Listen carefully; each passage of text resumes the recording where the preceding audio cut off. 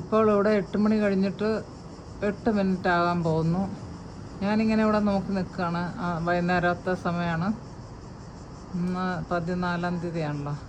ഞാനിവിടെ ഇങ്ങനെ നോക്കി നിന്നപ്പം ഈ ഒരു ഭാഗമെല്ലാം കണ്ടപ്പോൾ എനിക്ക് തോന്നി, വിശുദ്ധ മിഖായേലിൻ്റെ ചിറകുകൾ എൻ്റെ ഈ വീടിനെ രണ്ട് ചിറകുകൾ ഇങ്ങനെ അങ്ങോട്ടേക്ക് പോകുന്നുണ്ട്.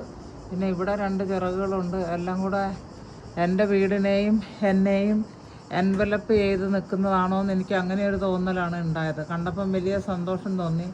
ഇത് മേഘമാണെന്നറിയാം. കാറ്റടിക്കുമ്പോൾ ഇതിൻ്റെ രൂപങ്ങളെല്ലാം മാറിപ്പോകുമെന്നറിയാം. പക്ഷേ എപ്പോഴും ദൈവത്തിൻ്റെ അത് ആ ഭാഗത്തൊക്കെ ഉണ്ടല്ലോ. ഇത്തരം കാര്യങ്ങളാണ്. ഈ ഒരു ഭാഗമാണ് പറയണത്. ചിറകുകൾ ഇങ്ങനെ അടിച്ച് വീശി നമ്മൾ കിളികൾ വരുമ്പോൾ ഉള്ളതുപോലെ ഇത് വലിയ അത്യാവശ്യമായിട്ട് എങ്ങാണ്ടോട്ട് ഓടിപ്പോകുന്നു എന്ന് പറഞ്ഞ കണക്ക് 2 ചിറകുകൾ പോലെ അത്. പിന്നെ അതും അങ്ങനെ തന്നെ എനിക്ക് തോന്നിയത് കണ്ട് ഈ 2 അപ്പം അറിയാം ഇത് വെറും കാറ്റടിച്ച് കൊണ്ടുപോകുമ്പം മാറിപ്പോകുന്ന ഇമേജസ് ആണെന്നറിയാം. എങ്കിലും എപ്പോഴും നമ്മളുടെ പരിസരത്തും ദൈവത്തിൻ്റെ അരൂപി ഉണ്ട് എന്നുള്ള ഒരു ബോധ്യം അകത്ത് ഉണ്ടാവാനാണ് എനിക്ക് ഏറ്റവും കൂടുതൽ. ഞാൻ അത്ര ഫ്രസ്ട്രേറ്റഡ് ആകാനായിട്ട് ചിലപ്പോൾ ഒക്കെ ആകാറുണ്ട്. കാരണം നമ്മൾ ഉദ്ദേശിക്കുന്ന കാര്യങ്ങൾ ഇത് വിശാലമായിട്ടുള്ളത് അവിടേക്കും പോയിട്ട് ഇവിടേക്കും വന്നിരിക്കുന്ന ആ ചിറകുകൾ എനിക്ക് ഭയങ്കര സംഭവമായിട്ട് തോന്നുകയാണ്.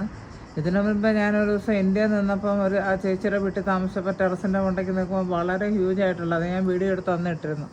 അങ്ങനെ തന്നെ എനിക്ക് തോന്നി. ഇവിടെ സമ്മറിൽ ഒരു 9-9:30 ഒക്കെ ആകുമ്പോഴത്തേക്കാണ് സൂര്യാസ്തമയം കഴിഞ്ഞാലും ഇതുപോലെ. ഇപ്പോൾ സൂര്യൻ അസ്തമിച്ചിട്ടില്ല.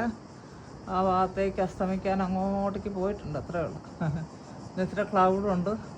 അപ്പോൾ ഞാൻ പല രൂപത്തിലിങ്ങനെ മാലാഖമാരെ കാണാനും ചെറുതും വലുതും അതാ കണ്ടല്ലേ. അങ്ങോട്ട് ഒരാൾ പോയിരിക്കുന്നു, ഇങ്ങോട്ട് ഇവിടെ നിന്ന് ഒരാൾ വന്നിരിക്കുന്നു, ഇവിടെ നിന്ന് ഒരാൾ വന്നിരിക്കുന്നു.